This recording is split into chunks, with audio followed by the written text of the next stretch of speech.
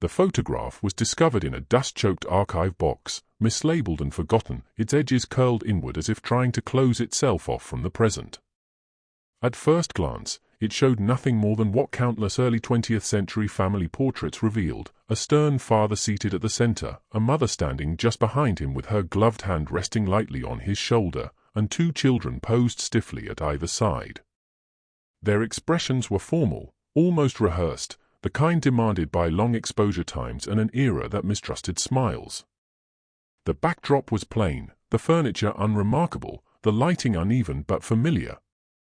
It seemed harmless, even dull, the sort of image historians flipped past without a second thought. It was the window that drew attention last. A tall, narrow frame stood at the far right edge of the photograph, its glass darkened by the limitations of early cameras and the absence of electric light. At first, it appeared empty, merely a slice of outside night intruding into the family's carefully arranged world. But then the eye adjusted, and something within that darkness resolved into shape. A child stood there, slightly apart from the others, half turned toward the camera, as though caught in the act of watching rather than posing. The face was pale, the features softer than the rest, and the clothes did not match the family's neat formality. No one in the photograph seemed aware of the child's presence. The longer the image was studied, the more the arrangement felt wrong. The family occupied the center as expected, grounded by chairs and floorboards, yet the child by the window appeared weightless, the feet obscured by shadow in a way that defied the room's lighting. The glass behind reflected nothing, no hint of the photographer, no suggestion of the outside world, only a depthless black that swallowed the edges of the child's outline. The window should have been a boundary between inside and out, but instead it felt like an opening, as if the room extended into something unseen and vast. Subtle details began to unsettle those who examined the photograph closely. The father's gaze was fixed forward, rigid and distant, but the mother's eye seemed slightly misaligned, angled just enough to suggest she was looking past the camera, toward the window. One of the children standing beside her had fingers clenched so tightly that the knuckles appeared white even in the grainy print. There was tension frozen into their bodies, a collective stiffness that went beyond the discomfort of holding still.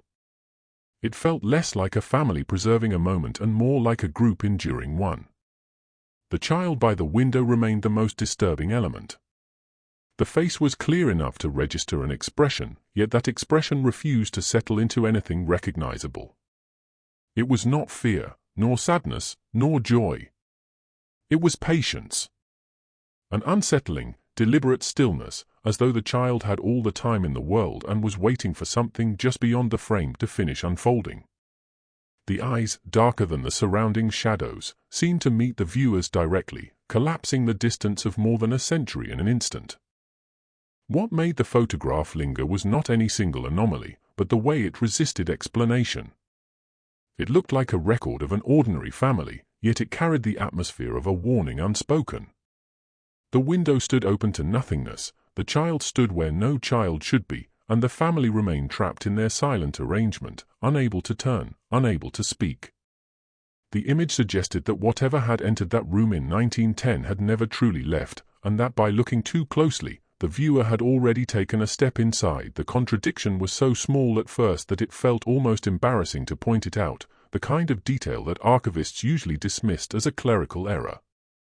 The photograph had been catalogued under the Harrington family, dated confidently to 1910, with names and ages neatly typed onto a yellowed index card. Father, mother, 2 children. Nothing unusual. Yet when the image was digitized and cross-referenced with census records from the same year, something refused to line up. According to official documents, the Harringtons had only one child living with them in 1910, a daughter aged 7. The photograph, however, clearly showed 2 children standing beside the parents, and a third presence near the window that did not match any recorded member of the household. At first, the assumption was that the census had missed someone, a not uncommon occurrence in rural districts. Enumerators were rushed, families were transient, and records were often corrected years later. But the deeper the search went, the less plausible that explanation became. Church baptism records listed only one child born to the couple, and burial registers from the surrounding years showed no infant death that might explain an absence. School enrollment logs from 1908 to 1912 recorded a single Harrington child attending classes, her name appearing repeatedly in tidy cursive, unaccompanied by siblings. Even family letters preserved in a nearby historical society spoke consistently of our daughter, never our children. The photograph itself seemed to resist clarification. The two children standing near the parents were close in height, though one appeared slightly older, and both wore clothing of similar cut and quality. This alone was not strange, but when facial features were compared to the daughter's confirmed portrait from 1913, only one of them matched.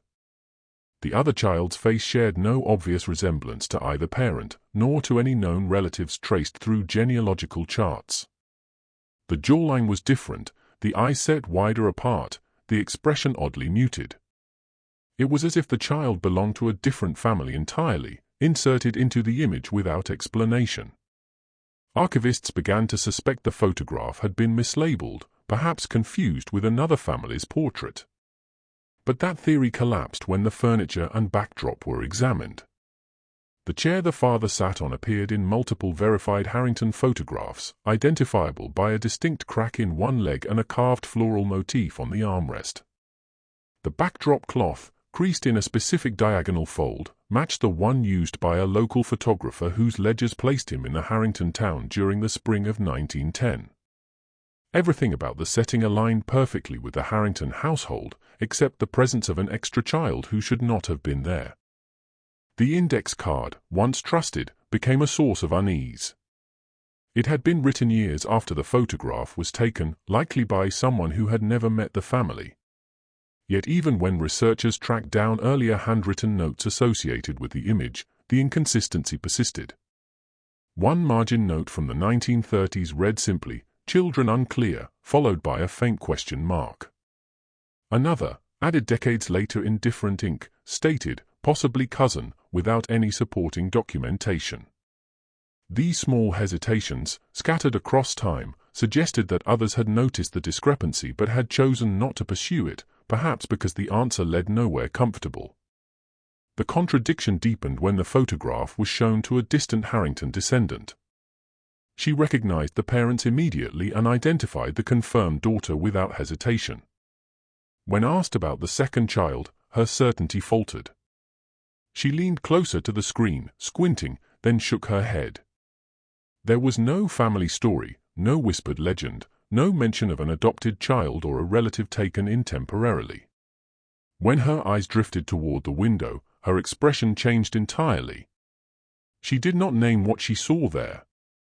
She only said that she had always been told there were things in the old house that no one spoke about, and that some rooms were kept closed even in summer. Researchers returned to the records with renewed focus, searching not for children but for absences. They examined property deeds, renovation permits, and insurance claims related to the Harrington home.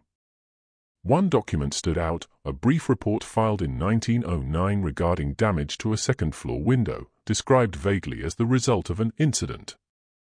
No further details were provided, and the matter appeared to have been settled quietly. The timing was uncomfortably close to the photograph's estimated date, and the window's placement corresponded eerily well with the one visible in the image.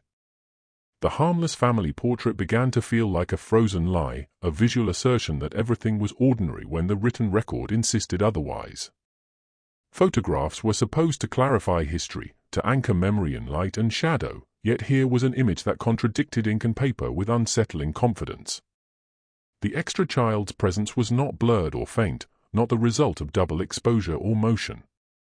The figure was as solid as the rest, as deliberately placed, which raised a more disturbing possibility that the photograph was not wrong, but the records were incomplete in a way that could never be corrected.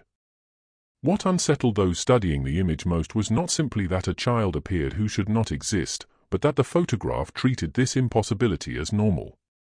The parents did not recoil, the other children did not stare, and the composition made room for the figure near the window as though it belonged there. The contradiction between the calm certainty of the image and the silence of the archives created a tension that could not be resolved, only felt, as if the photograph was daring the present to deny what it so confidently displayed while offering no explanation, no context, no way to remove the child without unraveling the entire scene, and everything it claimed to represent the shadow was noticed by accident. The kind of detail that only emerges when an image has been stared at for too long and the mind begins to drift across its surfaces in search of something new. A graduate researcher, assigned to enhance contrast for a presentation, adjusted the exposure levels until the room's outlines sharpened.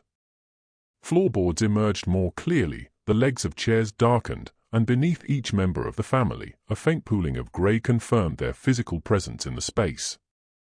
Even the heavy drapery behind them cast a muted outline along the wall. The light source, likely a window opposite the camera, behaved predictably, creating soft shadows that angled slightly toward the back of the room. Then the researcher noticed what was missing. The child standing near the window cast no shadow at all. At first, it seemed like a trick of the eye or a limitation of the technology. Early photography was notoriously unforgiving, and details often vanished into darkness. But when the exposure was adjusted further, the absence became more pronounced rather than less.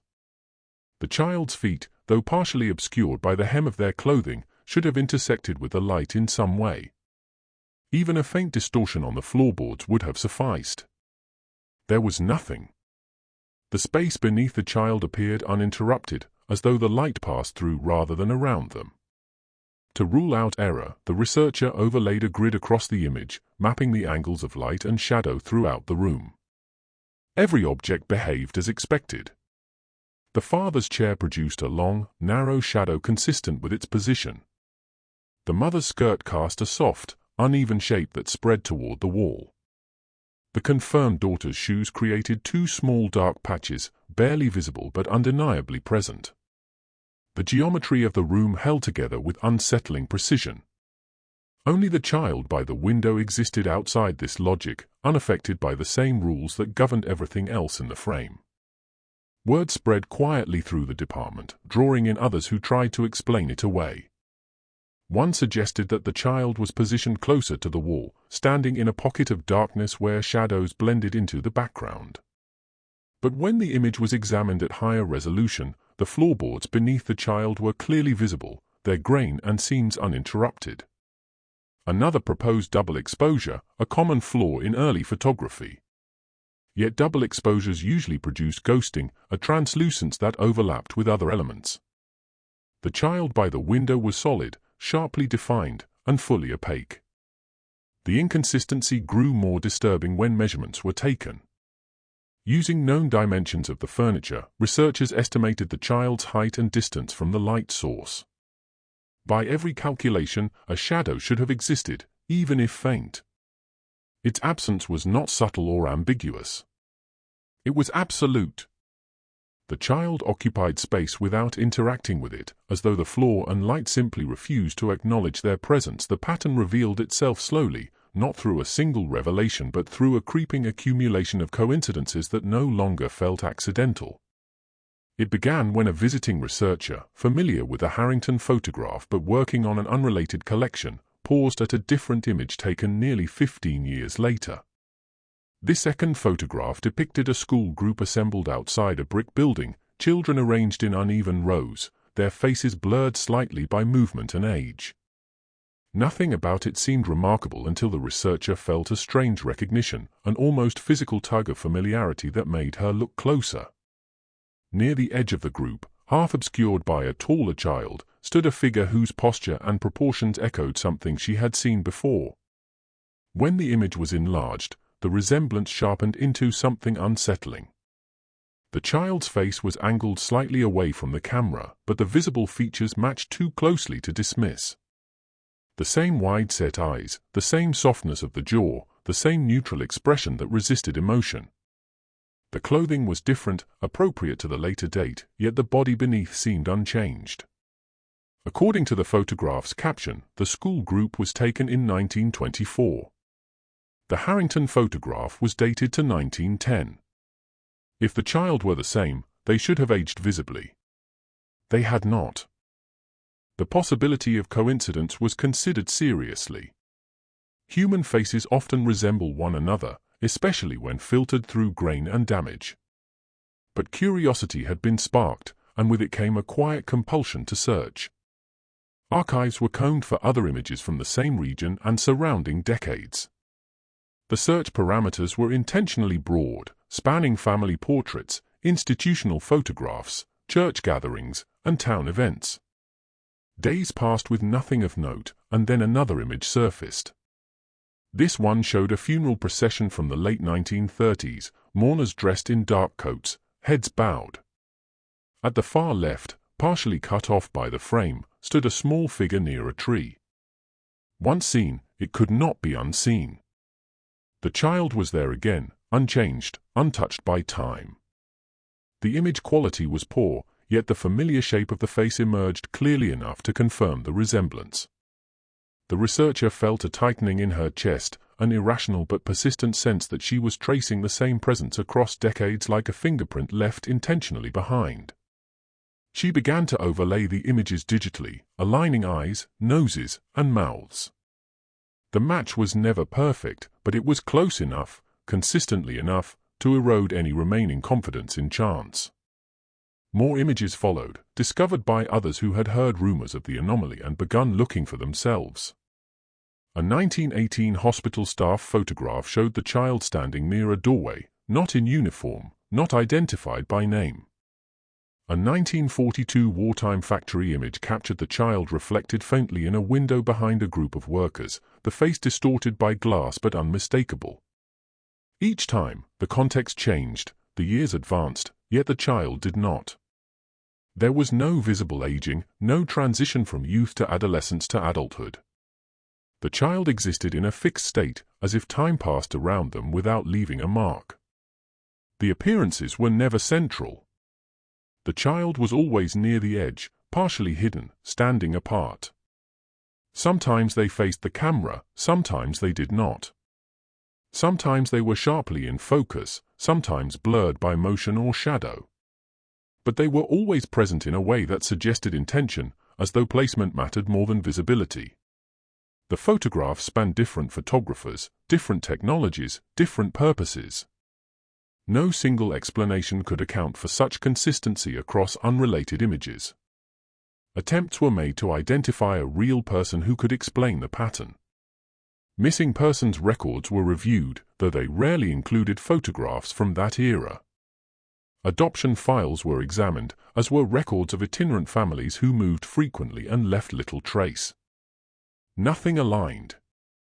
The child did not belong to any documented lineage, did not appear in school registers, hospital admissions, or employment logs. Yet the photographic record insisted on their existence with quiet, repetitive certainty. As the collection grew, another detail emerged that deepened the unease. In every photograph, the child's gaze, when visible, was directed not at the camera but slightly to the side, as if watching something just out of frame. The direction of that gaze varied, but its intent did not. It suggested awareness, observation, patience. The child was not merely being captured by chance, they appeared to be waiting for something, or perhaps witnessing it. Those studying the images began to feel a subtle shift in their relationship to the work. What had started as academic curiosity took on a more personal weight. Some reported dreams in which they stood at the edge of crowded rooms, watching events unfold without participating. Others described the sensation of being observed while alone in archives, a feeling that dissipated only when they left the building. These experiences were shared hesitantly, often dismissed even as they were voiced, yet their similarity added to the growing sense that the pattern extended beyond photographs. The realization settled in gradually, resisted at every step, that the child was not appearing in photographs because they were present at those moments, but because the photographs themselves were a kind of doorway. Each image marked a convergence, a point where something that did not belong fully in the physical world could be partially recorded.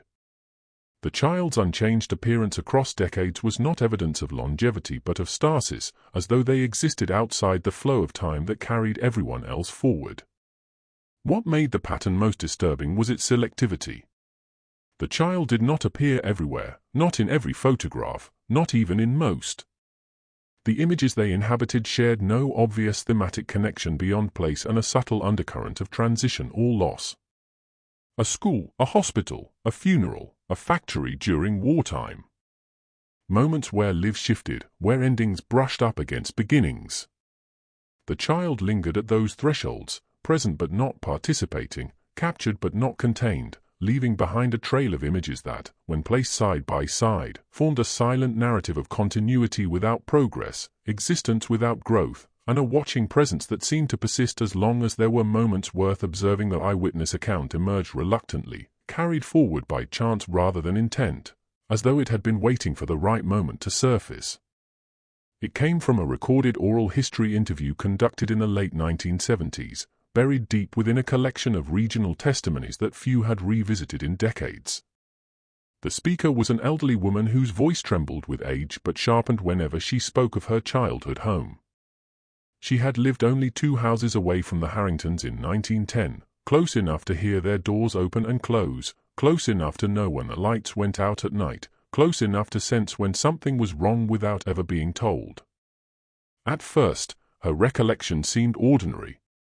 She described the family as reserved but polite, the father distant, the mother rarely seen beyond the yard.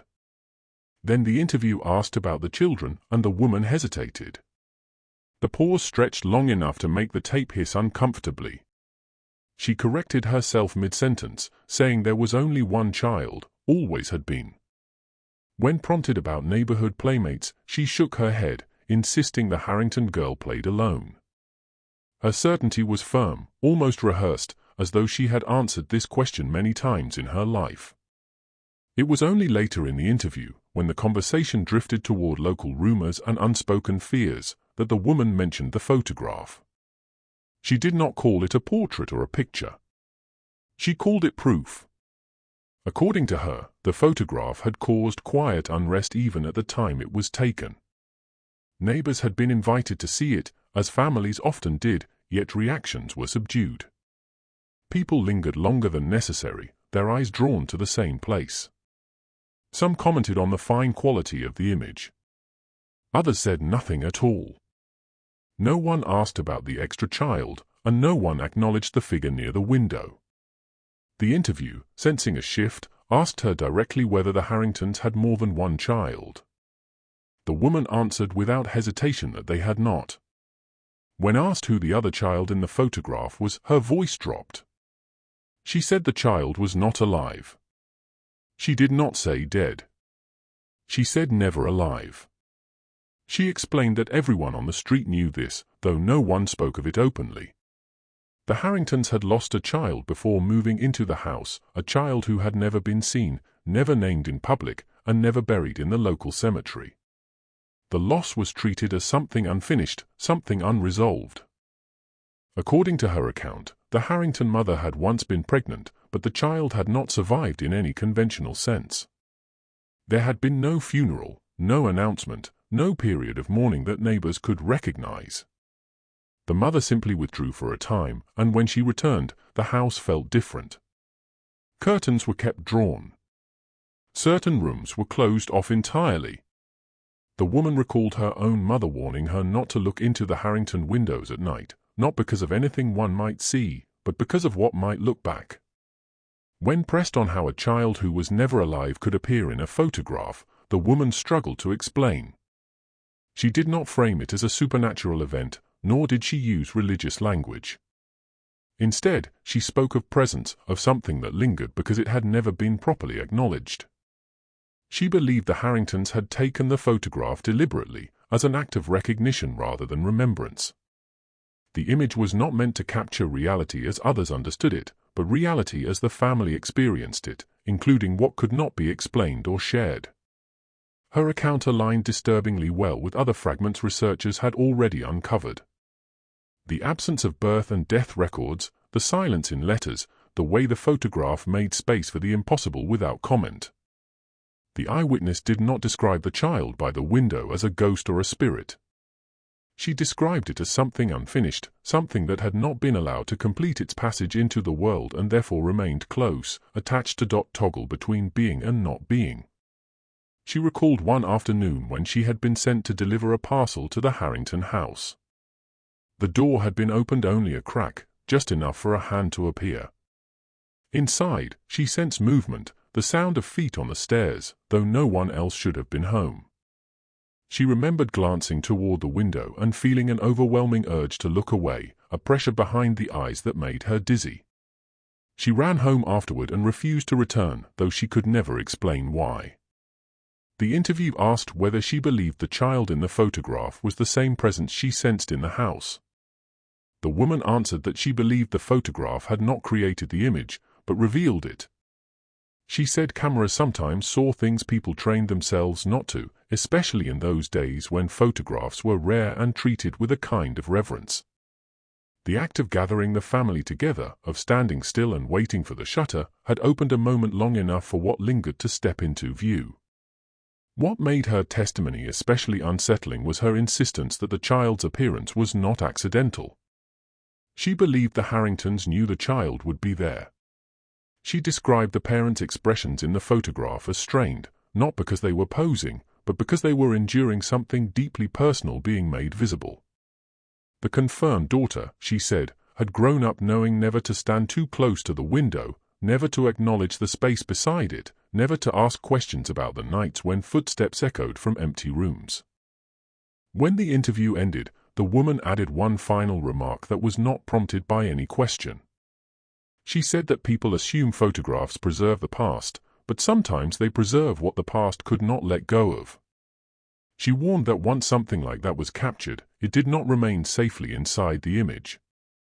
It lingered in the act of looking, waiting for someone to notice, waiting to be seen again the way it had been seen then, not as a mistake or illusion, but as something that had always been there, patient, unacknowledged, and still standing by the window. The window's history was uncovered last, not because it was well hidden, but because no one had thought to ask the right kind of question about it. Windows were architectural features, not narrative ones, and most records treated them as measurements rather than meanings. It began with a floor plan of the Harrington house dated 1908, filed with the town clerk as part of a property tax assessment. The plan showed a standard second-floor layout, bedrooms aligned along a narrow hallway, with a single tall window marked at the end. 2 years later, a revised plan appeared, nearly identical except for a small notation beside that same window indicating reinforcement and replacement. There was no explanation beyond a vague reference to structural concern. When researchers followed that thread, they found a series of minor but persistent documents orbiting the same detail. A glazier's invoice from 1909 listed an emergency call for cracked glass, paid in cash. An insurance ledger noted a claim that had been opened and closed within days, unusual for the period. A building inspector's log mentioned the property only once, with the brief remark that the window should remain secured. None of these records described a dramatic event, yet together they suggested something that had unsettled the ordinary rhythm of the house. Local newspapers from the time offered no clear answers. There were no reports of storms, accidents, or vandalism on the Harrington Street during that year. But in the classifieds, a small notice appeared repeatedly over several weeks, placed by the Harrington father, requesting a carpenter experienced in interior alterations requiring discretion. The phrasing was strange enough to stand out, and stranger still was the fact that the notice ceased abruptly, replaced by silence. Attention turned back to the photograph with renewed focus, and the window no longer felt like a passive background element. Its proportions were subtly off, taller than the others visible in later images of the house, its frame darker, heavier. The glass did not reflect light the way it should have. Instead, it absorbed it, creating a depth that seemed inconsistent with the thickness of the wall. When the photograph was overlaid with later images of the same room, discrepancies emerged. The window had been reduced in size sometime after 1910, its lower half partially sealed and painted over from the inside. An oral tradition surfaced alongside the documents, fragmented and contradictory, passed through families who had lived on the street long after the Harringtons were gone. Several recalled being told not to stand near the end window when visiting the house in later years. Others remembered that room being locked, repurposed for storage, or claimed by drafts and cold no matter the season. One account described the window as a place where sound behaved strangely, where whispers carried too clearly and footsteps echoed even when no one was there. The most disturbing connection emerged when researchers mapped incidents of unexplained disappearances in the area, minor cases often dismissed or forgotten. A domestic servant who vanished after a short tenure in the house. A visiting cousin who left no forwarding address and was never heard from again. A neighbor's child who wandered off and was found hours later several streets away, confused and unable to explain how they got there. These events were separated by years and lacked obvious links, except for their proximity to the Harrington property and their quiet resolution without investigation. The theory that formed was not one of violence but of threshold. The window was not simply an opening to the outside world, but a liminal point, a place where boundaries thinned. Architectural historians noted that the window's orientation was unusual, facing neither the street nor the yard fully, but an alley-like space between properties where light rarely reached. It was a view without a destination, a line of sight that ended in shadow. In earlier architectural traditions, such placements were avoided, believed to invite stagnation or imbalance, though such beliefs were rarely documented formally. What unsettled researchers most was the way the photograph seemed to acknowledge the window as more than a feature. The composition guided the eye toward it subtly but insistently. The family occupied the center, yet the visual weight of the image pulled rightward, toward the dark vertical line of glass and the child standing beside it. The window framed the child not as an intruder but as a focal point, suggesting that whatever the family had been living with was inseparable from that space. Further examination of later renovations revealed that the window had eventually been removed entirely, replaced by solid wall. The work was done quietly, without permits, during a period when the house was unoccupied. Afterward, no further incidents were recorded, no more whispers, no more unease attached to the address. The house changed hands and gradually lost its reputation, becoming ordinary again. Yet the photograph remained, preserving a moment when the window was open, when something unresolved had a way in and a way to be seen. The final interpretation did not claim that the window caused what appeared in the photograph, but that it allowed it. The child by the window was not bound to the family alone, but to the opening itself, to the idea of passage without completion. The window represented a place where something had tried to enter the world and failed, leaving behind an imprint that lingered until it was sealed away. The photograph captured the brief alignment of circumstances when that presence stood fully formed, neither hidden nor denied, simply waiting at the boundary it could not cross, preserved in silver and shadow as long as the image endured, reminding anyone who looked too closely that some histories do not end, they only find quieter places to standing the end. It was not the child that frightened those who studied the photograph the longest, but the calm acceptance frozen into the faces around it. The Harringtons did not appear alarmed, confused, or unaware. They looked resigned, as though the presence by the window was not an intrusion but a condition of their lives, something accommodated rather than confronted. The photograph no longer felt like a mystery to be solved, but a confession made without words, one that had waited patiently for a viewer willing to look past the comfort of logic. As the image circulated quietly among scholars and collectors, something subtle began to change in the way it was perceived. People reported the same sensation when viewing it for extended periods, an awareness of stillness that felt heavier than silence. The longer the eyes rested on the window, the more the surrounding details seemed to recede, until the room appeared hollowed out, emptied of everything except that narrow vertical darkness and the child who stood beside it. It became difficult to remember what the photograph had looked like before the child was noticed, as though the image rewrote itself in memory. Eventually, the Harrington house was demolished to make way for a modern development, its materials scattered and repurposed without ceremony. The wall where the window once stood was reduced to rubble, its history erased by progress and indifference. There were no reports of disturbances afterward, no lingering rumors, no reason for the story to persist beyond academic curiosity. Yet the photograph remained unchanged, immune to renovation and time, continuing to show what the house no longer could. Those who encountered the image often described an urge to turn away, followed by an equally strong pull to look again. It was not fear in the conventional sense, but recognition, the unsettling feeling of standing near a boundary without realizing it until it was already too late. The child's expression never shifted, never accused or pleaded. It simply waited, as it always had, as if the act of being seen was enough. Over time, the photograph was returned to storage, sealed carefully in archival sleeves and placed back among thousands of others. Officially, it was categorized as an unresolved anomaly, interesting but inconclusive. Unofficially, it was avoided. New researchers were warned, gently and without explanation, not to linger too long on that particular image. Not because something would happen immediately, but because something tended to stay with you afterward. The final understanding, if it could be called that, was not that the child had been trapped in the photograph, but that the photograph had become a place where the child could still stand. A preserved threshold, held open by attention and belief, waiting each time the image was brought into the light. As long as the photograph existed, the window remained unsealed in some quiet way, and the child remained where it had always been, neither inside nor out, neither past nor present, watching patiently as one viewer after another stepped close enough to notice, and unknowingly took their place on the other side of the glass.